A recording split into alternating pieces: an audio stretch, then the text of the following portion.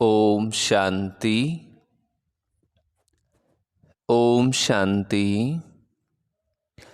आज बाबा ने कहा, मीठे बच्चे, आप मुए मर गई दुनिया। बाबा का बनना अर्थात देह अभिमान टूटना। एक बाबा के सिवाय और कुछ भी याद ना आए। देह अभिमान टूटना, एक बाबा के सिवाय और कुछ भी याद ना आए। आज की मुरली से प्रश्न है, अंत का समय समीप देखते हुए कौन सा स्लोगन सदा याद रखना है। अंतिम समय नज़दीक देखते हुए कौन सा स्लोगन सदा याद रखना है। उत्तर है, किनकी दबी रहेगी धूल में, किनकी राजा खाए। ये स्लोगन सदा याद रखो, क्योंकि अभी दुख के पहाड़ गिरने हैं, सबका मौत होना है। तुम बच्चे तो अभी बाबा पर पूरा बलि चढ़ते हो। तुम्हारा सब कुछ सफल हो रहा है। तुम एक जन्म बलि चढ़ते, बाबा 21 जन्मों के लिए बलिहार जाता है। 21 जन्म तुम्हें लौकिक माँ बाप के वर्षे की दरकार नहीं रहती है। द्वापर से फिर जैसा कर्म वैसा फल मिलता है। एक जन्म में बाबा हमें इतना माला माल करते जो 21 जन्म भरपूर रहते हैं। गीत है, मैं एक नन्हा सा बच्चा हूँ। ओम शांति। ये तो मनुष्य मात्र जानते हैं कि ऊंच से ऊंच भगवान है। भगवान को हमेशा परम पिता परमात्मा कहते हैं और उनका ऊंचा नाम भी है, ऊंचा रहने का स्थान भी है। सबसे ऊंच मूल वतन में रहते हैं। अब जबकि परम पिता परमात्मा कहते हैं तो जरूर बच्चे ही ठहरे। गॉड फादर कहते हैं, ऐसे तो नहीं कह सकते कि हम सब फादर हैं। सर्वव्यापी कहने से तो सब फादर हो जाते हैं। सर्वव्यापी कहने से तो सब फादर हो जाते हैं। उनको तो हमेशा परे से परे परम धाम में रहने वाला प्यारा पिता कहेंगे ना।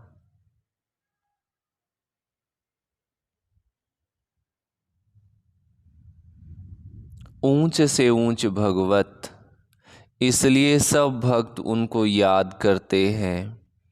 कहते भी हैं, भगवान को ही भक्तों को दिल का फल देने यहाँ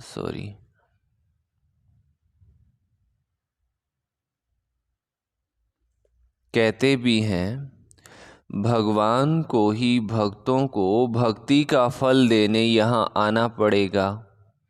वो बाबा है स्वर्ग का रचयिता। रचयिता जरूर नई दुनिया ही रचेंगे तो वो आएगा कहाँ? क्या पतित दुनिया में व पावन दुनिया में? देखो, ये बात अच्छी रीति धारण करने की है। तुम कोई छोटे नहीं हो। शरीर की कर्मेंद्रियां तो बड़ी है ना, आर्गन्स तो बड़े हैं। तुम जानते हो सभी बाबा को याद करते हैं, समझते हैं यहाँ दुख है। हमको ऐसी जगह ले चलो जहाँ सुख शांति हो। ड्रामा अनुसार बाबा को आना ही है। बनी बनाई बन रही है। बाबा कहे, इसमें फर्क नहीं हो सकता है।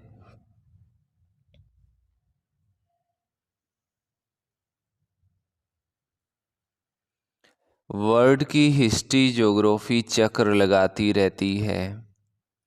4 युग फिरते रहते हैं। कलयुग के बाद होता है संगम युग। कलयुग और सतयुग के बीच का ये है कल्याणकारी धर्माऊ युग। ये है पुरुषोत्तम युग, अर्थात उत्तम से उत्तम, मर्यादा पुरुषोत्तम बनने का। इस युग जैसा उत्तम युग कोई होता नहीं है। सतयुग त्रेता का संगम युग कोई ऊंचा नहीं है। उसमें तो दो कला सुख की कम होती है। इस संगम युग की ही महिमा है। तुम जानते हो, बाबा है ऊंचे से ऊंचा, ऐसे नहीं कि सर्वव्यापी है। बच्चे कितनी भूल करते हैं, सर्वव्यापी कहना अज्ञान काल में भूल करते, परंतु भूल भी ड्रामानुसार होनी ही है। मैं फिर आकर अभूल बनाता हूँ। बाबा कहते हैं, मुझे तुम ऊंचे से ऊंचा भगवत कहते हो, मैं फिर तुम बच्चों को अपने से भी ऊंचा बनाता हूँ। तब तो भक्त याद करते हैं, लेकिन सर्वव्यापी कहने से मिट्टी में मिला दिया है, तो खुद भी ऐसे कंगाल दुखी हो गए हैं। भारत सुखधाम था, अब दुखधाम है। अब बाबा कहते हैं, मैं तुमको अपने से भी ऊंचा बनाता हूँ।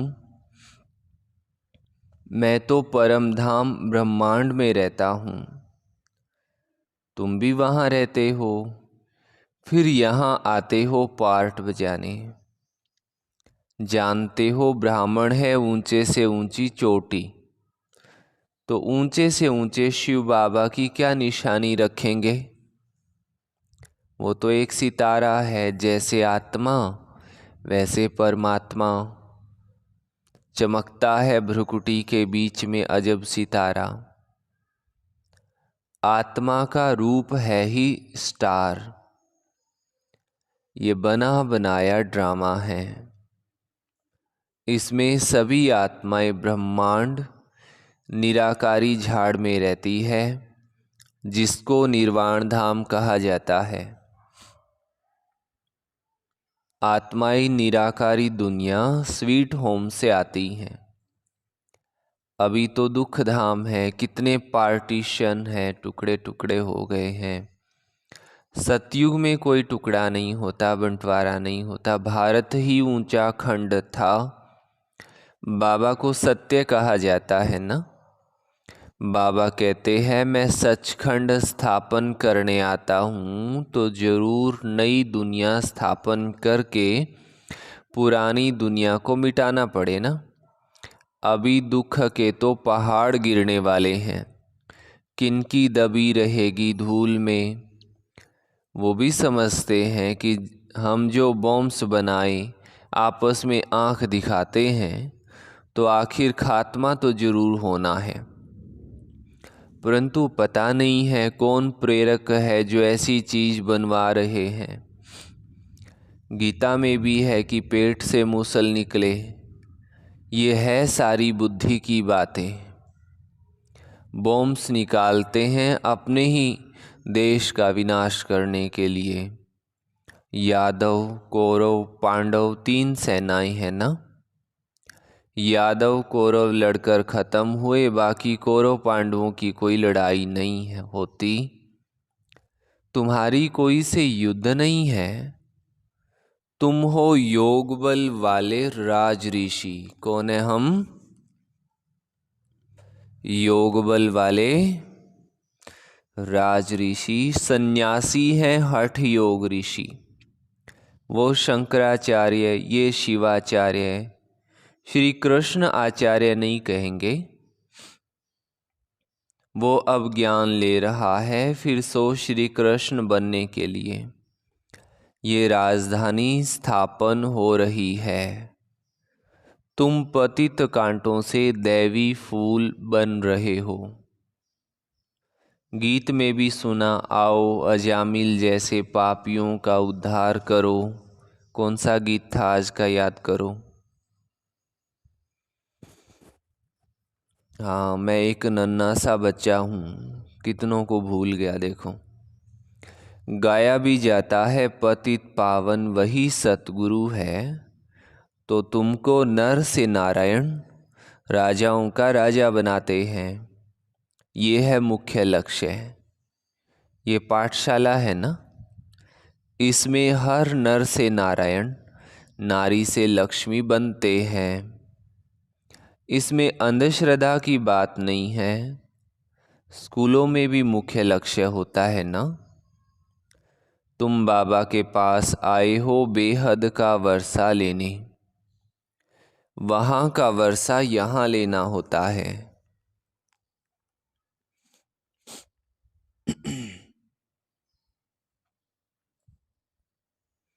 वो है ही सुख धाम, ये है दुख धाम। गीत में सुना ना, मैं छोटा सा बच्चा हूँ। तुम बच्चे हो ना, कोई 25 वर्ष का, कोई 20 वर्ष का। बाबा कहते हैं एक दिन का बच्चा भी वर्षा ले सकता है। बेहद का बाबा फिर भारत को हीरे जैसा बनाने आया है। सतयुग में कितने हीरों जवाहरों के महल थे, बात मत पूछो। फिर जब भक्ति मार्ग शुरू होता है तो पतित राजाएं बैठ सोमनाथ जैसा मंदिर बनाते हैं। राजाओं के पास मंदिर होते हैं। आजकल तो बहुत मंदिर बनाते रहते हैं। सबसे मुख्य मंदिर किसने बनाया होगा? जो पूज्य से पुजारी बनते हैं, जरूर उन्होंने ही बनाया होगा। आप ही पूज्य, आप ही पुजारी। ये महिमा परम पिता परमात्मा की नहीं है, उनकी महिमा तो सबसे न्यारी है। हर एक मनुष्य की महिमा अलग होती है। ऊंचे से ऊंच महिमा है बाबा की, जिससे तुम 21 जन्मों का वर्षा पाते हो। फिर द्वापर से लेकर तुम लौकिक बाबा का बच्चा बन, लौकिक बाप का बच्चा बन, जैसे जैसे कर्म करते हो ऐसे जन्म लेते हो। धन दान करने से एक जन्म अल्पकाल सुख का वर्षा मिल जाता है। राजाएं भी तो रोगी बनते हैं ना। स्वर्ग में तुम रोगी नहीं बनते हो। तुम्हारी एवरेज आयु 150 वर्ष रहती है। कितने हेल्दी, स्वस्थ, तंदुरुस्त रहते हो। बीमारी दुख आदि का नाम नहीं होता है। शिव बाबा बच्चों के लिए सौगात ले आते हैं। इसको हथेली पर स्वर्ग कहा जाता है। पुरुषार्थ करना चाहिए, चाहे सूर्यवंशी बनो, चाहे चंद्रवंशी बनो, चाहे बनो साहूकार प्रजा। मुख्य लक्ष्य तो है श्री कृष्ण जैसा बनना। बाकी श्री कृष्ण वाच तो कभी हुआ नहीं है। ये है भगवानुवाच। समझाया जाता है ये है रुद्र ज्ञान यज्ञ, राजस्व अर्थात स्वराज्य प्राप्त करने के लिए। शास्त्रों में तो बड़ी कहानी लिख दी है। बाबा पर बलि चढ़ने से बाबा फिर 21 जन्म बलि चढ़ते हैं। बाबा तुम बच्चों को ऊंचे से ऊंचे बनाते हैं। ब्रह्मांड में रहने वाले ब्रह्मांड के मालिक ठहरे ना। फिर तुम विश्व के मालिक बनते हो। मैं विश्व का मालिक नहीं बनता हूँ, तुमको बनाने के लिए आता हूँ। कौन आते हैं? प्यारे शिव बाबा किस लिए आते हैं? हमको ब्रह्मांड विश्व का मालिक बनाने के लिए। तुम कहते भी हो पतित पावन आओ, आकर के हमको पावन बनाओ। फिर सर्वव्यापी कैसे ठहरा? आओ तो माना यहाँ नहीं है ना, तभी तो कहीं से आएंगे। अब सर्वव्यापी है फिर तो यही है, सब में है। सदगति दाता पतित पावन तो एक ही बाबा है। इस समय सभी तमो प्रधान बन गए हैं। सतो रजो तमो से सबको पास करना ही है। हर चीज़ पहले सतो प्रधान होती है, फिर तमो प्रधान बनती है। सतयुग में भी देवी देवताएं सतो प्रधान, फिर त्रेता में सतो राम राज्य क्षत्रिय, फिर रजो में वैश्य, तमो में शूद्र वर्ण भी है ना। विराट रूप में देवता क्षत्रिय वैश्य शूद्र दिखाते हैं। बाबा और ब्राह्मण गुम कर देते हैं। तुम ब्राह्मण देवताओं से भी ऊंचे हो, क्योंकि तुम भारत की ऊंची सेवा करते हो। तुम हो श्रीमत पर, हम हैं बाबा की श्रीमत पर।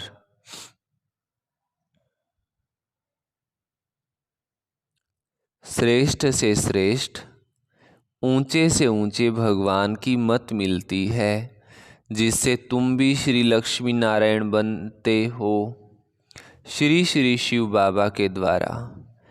फिर माया का प्रवेश होता है तो तुम असुरी बन पड़ते हो। कलप कलप बाबा ऐसे आकर समझाते हैं। बाबा ने ज्ञान का कलश किस पर रखा है? माताओं पर रखा है, मनुष्य से देवता बनाने। सन्यासी तो माताओं को नरक का द्वार समझते हैं, निंदा करते हैं, फिर आकर उन्हीं माताओं से भीख भी मांगते हैं, तो फिर कर्जा चढ़ जाता है। इसलिए पुनर्जन्म फिर भी गृहस्थियों के पास लेकर के सन्यास करते हैं। पुनर्जन्म नहीं लेते तो फिर इतने ढेर सन्यासी कहाँ से आते? भारत पवित्र था, संपूर्ण निर्विकारी दुनिया कहा जाता है। बरोबर देवताओं के आगे जाकर महिमा गाते हैं, आप सर्वगुण संपन्न, और हम ऐसे कुछ कहते हैं। फिर अपने को कहते हैं, मैं निर्गुण हारे में कोई गुण नाही। सर्वगुण संपन्न ये शिव बाबा की महिमा नहीं है, ये देवताओं की महिमा है। बाबा संपन्नता की बात नहीं, बाबा तो सागर है अथाह। परंतु पूरा ज्ञान न होने कारण राम सीता के आगे भी ये महिमा कर देते हैं। शिव जयंती मनाते हैं परंतु समझते कुछ भी नहीं है। तो बाबा कहते हैं, तुम्हारा अब ज्ञान का तीसरा नेत्र खुलता है। देवताओं को तीसरा नेत्र होता नहीं है। चित्रों में देवताओं को दिखाते हैं, परंतु वास्तव में है तुम्हारा तीसरा नेत्र। मीन्स ये बुद्धि की या हृदय की आँख कह सकते हो, कॉमन सेंस। कॉमन सेंस भी तो नहीं कहेंगे, जैसे आत्मिक ज्ञान समझ में आए ऐसा हमारी बुद्धि में बात बैठती है। तो बाबा के तुम्हें ये समझ में आता है, परंतु तीसरा नेत्र खुला हुआ फिर बंद भी हो जाता है। आश्चर्यवश सुनंती, पशंती, पशंती मीन्स देखते हैं, औरों को सुनावंती, फिर भी भागंती हो जाते हैं। बहुत अच्छे अच्छे बच्चे माया से हारते हैं। बाबा युद्ध कराते हैं 5 विकारों पर जीत पहनाने की, बाकी और कोई युद्ध तो है नहीं। तुम अभी हो ब्रह्मा वंशी, फिर देवता बनेंगे। अभी शूद्र से ब्राह्मण वर्ण में आए हो। इस समय सृष्टि का चक्र पूरा बुद्धि में है। नाटक पूरा होता है, बाबा ले चलने आए हैं। माया ने सबको पतित बनाया है। अब बाबा कहते हैं, योग अग्नि से तुम विकर्माजीत बनो। क्या बनो? विकर्माजीत बनो। किससे? योग अग्नि से। बाबा कहे विकर्माजीत बनो। इसमें मेहनत है और कुछ करना नहीं है, बाबा को याद करना है। बाबा हम आपके थे, आपने हमको फिर सतयुग में भेजा, पुनर्जन्म सतयुग में लेते रहे, फिर त्रेता में आए तो पुनर्जन्म त्रेता में लिए, इसको भी बाबा कहते हैं तुम अपने जन्मों को नहीं जानते हो, हम बताते हैं। मनुष्य 84 जन्म कैसे लेते हैं? 84 लाख की तो बात ही नहीं होती है। कल्प की आयु ही 5000 वर्ष है। इन शास्त्रों ने तुम्हें घोर नींद में सुला दिया है। बाबा कहते अब बाबा ने तुमको जगाया है, तुम जागकर बाबा से वर्षा ले रहे हो।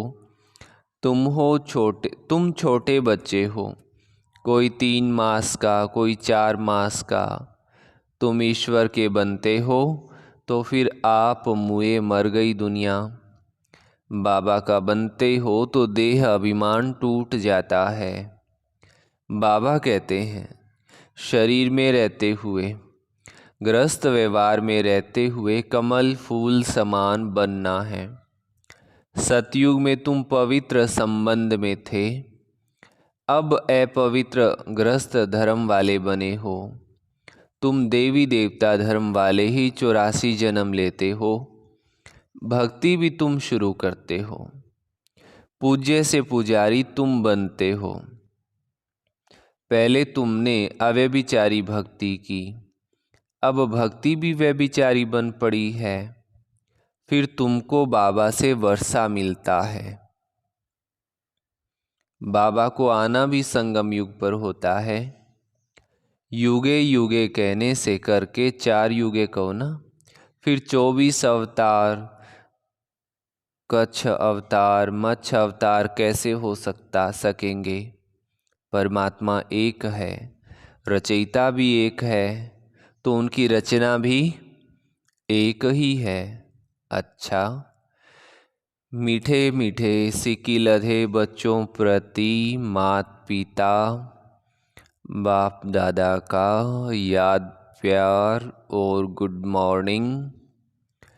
रूहानी बाप की रूहानी बच्चों को नमस्ते।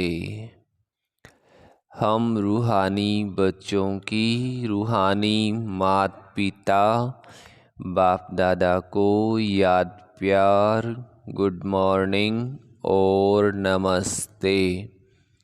धारणा के लिए मुख्य सार है। फर्स्ट पॉइंट, स्वराज्य के लिए बाबा पर बलि चढ़ना है।